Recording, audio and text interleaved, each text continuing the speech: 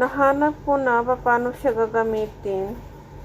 Yung nanood ako ng ibang video ng mga ganito na gumagamit ng ganito. Yung dito sa plus, yan yung pangpalakas ng vibrate niya. So, napansin nyo yan. Yung mata ko, nakita nyo talaga sigurong, ano pala siya, kita nyo yun.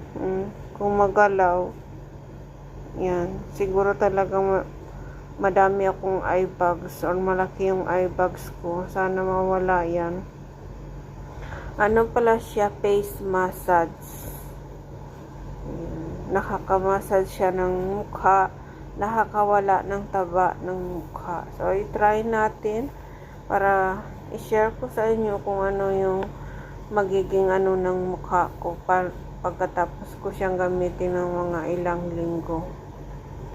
Kasi ang hirap talagang intindihin kasi nakasulat ay Chinese. So, nanood ako ng mga ibang video paano talaga siya gagamitin. So, sa wakas nakuha na natin.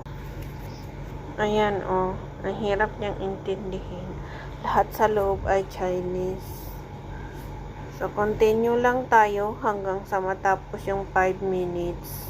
Mas gusto ko siya kaysa dito sa RM. Masakit to sa mukha itong isa kong ginagamit din sa mukha na RM.